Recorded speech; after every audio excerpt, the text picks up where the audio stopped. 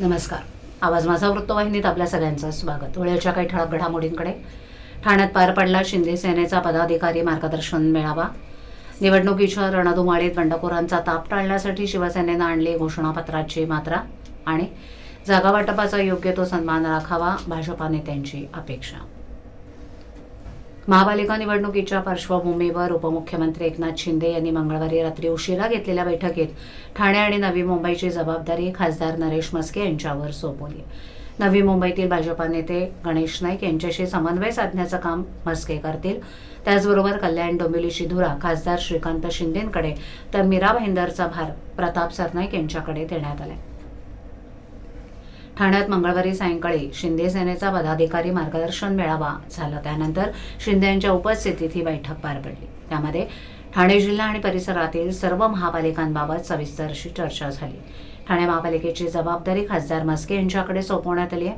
कल्याण डोंबिवली आणि उल्हासनगर महापालिकांसाठी खासदार शिंदे आणि गोपाळ लांडगे हे समन्वयक म्हणून काम पाहणार आहेत. मीरा भाईंदर महापालिकेची जबाबदारी परिवहन मंत्री सरनाईक यांच्याकडे देण्यात आली असून नवी मुंबई महापालिकेची धुराही खासदार म्हस्के वाहतील. वसई विरार महापालिकेसाठी रवींद्र फाटक भाजपा समन्वय साधतील असं जाहीर करण्यात आले. या बैठकीला प्रताप सरनाईक, खासदार नरेश म्हस्के, रवींद्र फाटक, गोपाळ लांडगे, हेमंत पवार, विजय चौगुले यांच्यासह शिंदे सेनेचे प्रमुख पदाधिकारी उपस्थित होते. आता स्थानिक पातळीवर बैठकांचं सत्र सुरू होईल. त्या महापालिका क्षेत्रात जागा वाटप, स्थानिक प्रश्न, कार्यकर्त्यांची मतं आणि निवडणूक रणनीती यावर सखोल चर्चा केली जाईल. महायुतीतील जागा वाटपात किंवा स्थानिक पातळीवर काही अडचणी निर्माण झाल्यास मुख्यमंत्री देवेंद्र फडणवीस, उपमुख्यमंत्री एकनाथ शिंदे आणि भाजपाचे प्रदेशाध्यक्ष रवींद्र चव्हाण हे स्वतः लक्ष घालून तोडगा काढतील असं बैठकीत स्पष्ट करण्यात आलं. ठाणे महापालिका निवडणुकांच्या रणधुमाळीत बंडखोरांचा ताप टाळण्यासाठी शिवसेनेनं घोषणापत्राची मात्रा आणली आहे. महापालिका निवडणुकीसाठी इच्छुकांच्या उमेदवारी अर्जात विशेष घोषणापत्र जोडण्यात आले, ज्यामध्ये उमेदवाराला पक्षादेश मानणं बंधनकारक असल्याचं नमूद केलंय. पक्षानं ठरवून दिलेल्या उमेदवाराला प्रामाणिकपणे निवडून आणण्यासाठी कटिबद्ध राहील अशी प्रतिज्ञा संबंधित इच्छुकांना देण्यात आली. त्यामुळे ऐन निवडणुकीत बंडखोरांना रोखण्यासाठी असलेला पर्याय सध्या चर्चेत आहे. शिवसेनेत नेहमीच वरिष्ठांचा शब्द अंतिम मानला जातो. शिवसेना प्रमुख बाळासाहेब ठाकरे यांच्या कार्यकालात पक्षानं निवडणुकीत कोणताही उमेदवार दिला तरी कार्यकर्ते त्या उमेदवाराला निवडून आणण्यासाठी नेटानं काम करत होते. मात्र 2022 मध्ये शिवसेनेत उभी फूट पडली. एकनाथ शिंदे यांच्यासह आमदार आणि खासदार यांनी बंडाचं निशाण फडकवलं होतं. त्यानंतर शिवसेनेत प्रतिज्ञापत्र, शपथपत्र या संकल्पना समोर आल्या होत्या. आता थेट महापालिका निवडणुकीत इच्छुक असणाऱ्या उमेदवारांच्या इच्छुक पत्रात घोषणापत्र लिहून घेतलं जात आहे. बुधवारी टेंबिनाका येथील आनंदाश्रमात इच्छुक पत्र स्वीकारण्यासाठी शिवसेनेतील माजी नगरसेवक, पदाधिकारी आणि कार्यकर्त्यांनी ही गर्दी केली होती. या इच्छुक पत्रात संबंधितांच्या वैयक्तिक माहितीसह प्रभागाच्या स्थितीची माहिती नोंदवण्यात येणार आहे. तसंच इतर पक्षातून आलेल्या इच्छुकांना आधीच्या राजकीय पक्षातील जबाबदारी, सामाजिक कार्याची माहिती देणं बंधनकारक आहे. विशेष म्हणजे गुन्हेगारी प्रवृत्तीच्या इच्छुकांवरील गुन्ह्यांची नोंद या पत्रात करण्यात आली आहे. आधीही अशा पद्धतीने उमेदवारांचे इच्छुक पत्र घेतल्याची माहिती शिवसेनेच्या निवडणूक विभागाचे महाराष्ट्र राज्य समन्वयक अनिल भोर यांनी दिली आहे. आणि जे इच्छुक आहेत ते जी काही प्रोसिजर आहे त्या प्रोसिजरनुसार पक्षाकडे इच्छुकांचा फॉर्म घेण्याची प्रक्रिया सुरू झाली. हो, आज पहिली बैठक युतीची होणार आहे. त्या बैठकीकरता आम्ही जातो.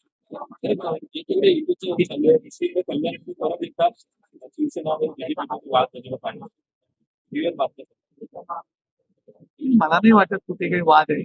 ज्या काही कुठल्या लोकल लेवलच्या कार्यकर्त्यांमध्ये जर काही कुठे झालं असेल तर नेते त्याच्यामध्ये हस्तक्षेप करून ते मिटवलं जाईल. काही प्रभागामध्ये असं आहे की त्यामध्ये बीजेपीचे चारही नगरसेवक आहेत, तिथले जे शिवसेनेचे उमेदवार आहेत, जे इच्छुक उमेदवार आहेत, कुठेतरी नाराज झाले पाहिजे. बघा, युती म्हटलं की काही गोष्टी होत असतात, परंतु त्याच्यावर काही मार्ग काढता येईल.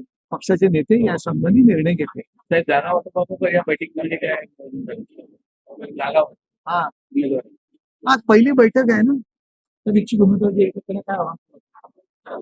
इच्छुक उमेदवार तिकीट कुणाला मिळालं तरी पक्षाचं काम करते, काम करावं आणि करतात. आमच्या पक्ष आदेशावर चालतो. शिंदेसेना आणि भाजपामध्ये पार पडलेल्या युतीच्या पहिल्याच बैठकीत दोन्ही पक्षांकडून 110 जागांवर विजयाचा दावा करण्यात आला. भाजपाच्या कार्यालयात दोन्ही पक्षांच्या समन्वय समितीची बैठक झाली. महायुतीच्या घटक असलेल्या अजित पवार गटाला मात्र बैठकीला पाचारण केलं नव्हतं. ठाण्यात शिंदेसेनेकडे जास्त माजी नगरसेवक असल्यानं त्यांनी जागा वाटपात योग्य तो सन्मान राखावा अशी अपेक्षा भाजपा नेत्यांनी व्यक्त केली आहे. पुढील बैठकीत शिंदेसेना जागा वाटपाचा प्रस्ताव देणार आहे. ठाणे महापालिका निवडणुकीत 110हून अधिक जागांवर विजय मिळेल आणि महायुतीचा भगवा फडकेल. महापौर महायुतीचाच बसेल असा दावा दोन्ही पक्षांनी केला. या बैठकीत शिंदेसेनेचे खासदार नरेश म्हस्के, महिला आघाडी प्रमुख मीनाक्षी शिंदे, राम रेपाळे, पूर्वेश सरनाईक हे यावेळेला उपस्थित होते. तर भाजपाकडून आमदार संजय केळकर, निरंजन डावखरे, शहराध्यक्ष संदीप लेले आणि संजय वाघोले हे पदाधिकारी उपस्थित होते. सव्वा तास चाललेल्या या बैठकीत महायुतीचे अधिक नगरसेवक कसे निवडून येतील याबाबतच्या रणनीतीवर चर्चा झाली. बंडखोरी टाळण्याकरता दोन्ही पक्षांनी कसोशीनं प्रयत्न करायचा आणि अधिकृत उमेदवारांच्या विजयाकरता संयुक्तपणे प्रयत्न करण्याचा निर्धार करण्यात आला. ठाण्यात शिंदेसेनेकडे अधिक संख्येनं माजी नगरसेवक असल्यानं सिटिंग गेटिंग फॉर्म्युलानुसार ते जास्त जागांवर दावा करतील. मात्र जागा वाटपात भाजपाचा योग्य तो सन्मान राखावा अशी मागणी भाजपानं केली आहे. पहिल्यांदी निवडणूक झाली. आता 8 वर्ष म्हणजे डोक्यावरून बरंच काही गेलेलं आहे. 9व्या वर्षामध्ये ही निवडणूक सामोरी आलेली आहे आणि त्याच्यामुळे अनेक गोष्टी बदललेल्या आहेत, परिस्थिती बदललेली आहे. भारतीय जनता पार्टीने तर आधीच इच्छुकांचे फॉर्म जे आहेत ते घेतलेले होते. ते 550-600च्या घरात आहेत. परंतु ज्या वेळेला एका स्तरावर, वरच्या स्तरावर महायुती करायचा निर्णय होतो तर त्याच्या अनुषंगाने पार्टीला त्याप्रमाणे कार्यकर्त्यांना जो निर्णय होईल त्याला सामोरं जायला लागतं, त्यांना कन्व्हिन्स करायला लागतं.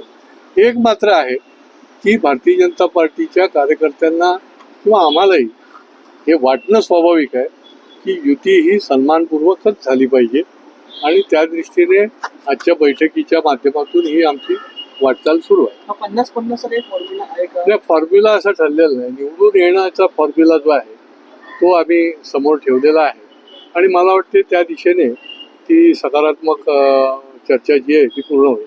आता दोन्ही पक्षांचे महापौर कोणाचा? महायुतीचा महापौर होईल. त्यावर महायुतीमध्ये ठाणेकरांसाठी अत्यंत महत्त्वाची बातमी आहे. ठाणेकरांचं मेट्रोचं स्वप्न आता पूर्ण होणार आहे. मेट्रो आता लवकरच प्रवाशांच्या सेवेत दाखल होणार आहे. ठाण्यातील मेट्रो लवकरच सुरू होणार आहे. या अपेक्षेनं ठाण्याच्या मेट्रो प्रकल्प 4ची चाचणी मुख्यमंत्र्यांच्या हस्ते घेण्यात आली होती. सध्या मेट्रोचे चाचणीचा व्हिडिओ समोर आलाय. त्यानंतर मेट्रो लवकरच प्रत्यक्षात सुरू केली जाईल. मेट्रो 4 सेवा सुरू करण्याच्या हालचालींना वेग आलाय. मेट्रो 4च्या मेट्रो स्थानकांपर्यंत ही चाचणी करण्यात आली होती. मेट्रो प्रकल्प 4चा पहिला टप्पा हा ठाण्यातील गायमुख ते कॅडबरी जंक्शन मेट्रो स्थानकपर्यंत सुरू होणार आहे. याआधी पहिल्या 4 स्थानकांपर्यंतच मेट्रोची चाचणी करण्यात आली होती. उर्वरित 6 स्थानकांपर्यंत मेट्रोची ट्रायल चाचणी सध्या घेतली जाते. त्यामुळे सर्व चाचणी पूर्ण झाल्यानंतर ही मेट्रो सुरू होईल. नवीन वर्षाच्या सुरुवातीला ठाणेकरांना मेट्रोतून प्रवास करता येणार आहे. हा प्रवास गायमुख मेट्रो स्टेशन ते कॅडबरी जंक्शन मेट्रो स्थानकापर्यंत केला जाणार आहे. सध्या उरलेल्या 6 स्थानकांची ट्रायल रन सुरू आहे. ही ट्रायल रन झाल्यानंतर मेट्रोला हिरवा कंदील दाखवला जाणार आहे. ठाणे मेट्रो 4च्या पहिल्या टप्प्यात एकूण 10 स्थानकांचा समावेश आहे. सध्या या स्थानकांची चाचणी घेतली जाते. कॅडबरी जंक्शन ते गायमुख यामध्येही मेट्रो धावणार आहे. मेट्रो 4 ही 2 भागांमध्ये विभागली आहे. मेट्रो 4 ही 32.32 किलोमीटर लांबीची असणार असून त्याला जोडून पुढे मेट्रो 4A जोडली जाणार आहे. ही मेट्रो 2.7 किलोमीटर लांबीची असणार आहे. या मार्गात एकूण 32 स्थानकं असतील. दरम्यान 10 स्थानकांचा पहिला टप्पा नवीन वर्षाच्या सुरुवातीला सुरू होण्याची अपेक्षा आहे.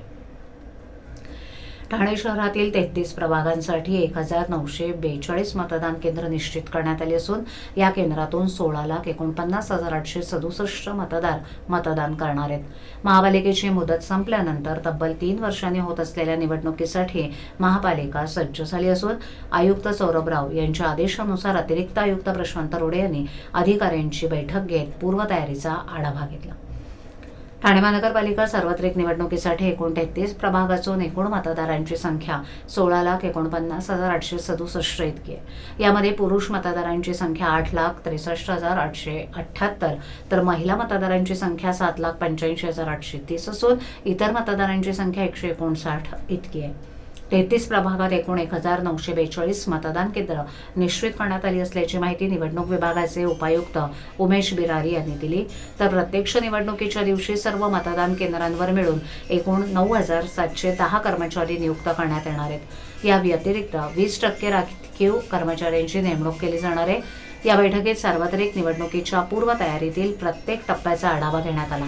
मतदान केंद्र निश्चिती, त्याची तयारी, निवडणूक निर्णय अधिकारी कार्यालय निश्चिती आणि तयारी, वाहन उपलब्धता आणि सनियंत्रण, सीसीटीव्ही आणि वेबकास्टिंग सुविधा, विद्युत व्यवस्था, इलेक्ट्रॉनिक मतदान यंत्र व्यवस्था, मतदान केंद्रांचं नियोजन, कर्मचारी आणि सुरक्षा व्यवस्था तसंच मतदार जनजागृतीसाठीच्या उपक्रमांवर सविस्तर चर्चा करण्यात आली.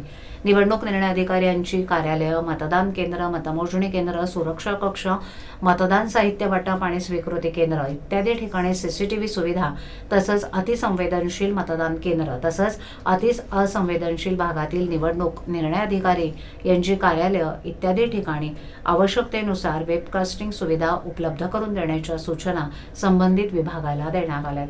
मतदान केंद्रावर मतदानासाठी येणाऱ्या नागरिकांना त्रास होऊ नये यासाठी मतदान केंद्रही तळमजल्यावर तयार करण्यात येत आहे. तसंच मतदान केंद्रावर येणाऱ्या दिव्यांग नागरिकांसाठी व्हीलचेअरची सुविधा उपलब्ध कराव्या अशाही सूचना बैठकीत देण्यात आल्या. या बैठकीला अतिरिक्त आयुक्त प्रशांत रोडे, निवडणूक विभागाचे उपायुक्त उमेश बिरारी, जीजी गोदेपुरे, मनीष जोशी, मधुकर बोडके, मिताली संचेती, सचिन सांगळे, दीपक झिंजाळ, अनघा कदम, मुख्य लेखा आणि वित्त अधिकारी दिलीप सूर्यवंशी, नगर अभियंता प्रशांत सोनागरा यांच्यासह सर्व उपनगर अभियंता यांच्या विविध विभागांचे प्रमुख उपस्थित होते.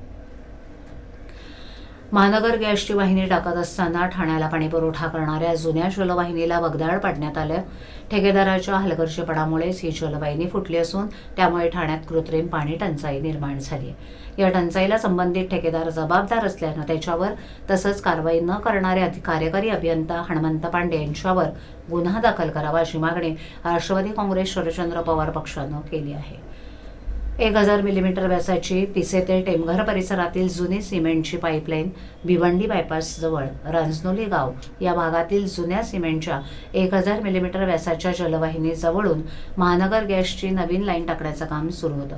या कामादरम्यान ड्रिलिंग करत असताना मुख्य जलवाहिनीला भगदाड पडलं आणि मोठी गळती सुरू झाली.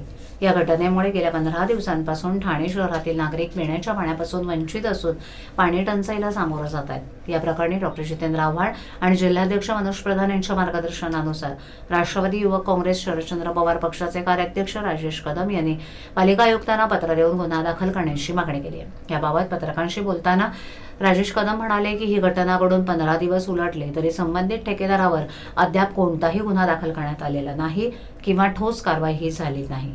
या प्रकरणात तात्काळ लक्ष घालून जलवाहिनीची दुरुस्ती युद्धपातळीवर पूर्ण करावी तसंच ज्या कंत्राटदाराच्या निष्काळजीपणामुळे ही हानी झाली आहे त्यांच्यावर कायदेशीर कारवाई करून दंडात्मक पावलं उचलावीत. त्यासोबतच अजून कंत्राटदारावर गुन्हा दाखल करण्यास विलंब करणाऱ्या आणि या जलवाहिनीतून होणाऱ्या पाणी चोरीला पाठीशी घालणारे कार्यकारी अभियंता हनुमंत पांडे यांच्यावर निलंबनाची कारवाई करून त्यांच्यावरही गुन्हा दाखल करावा अशी मागणी केली आहे.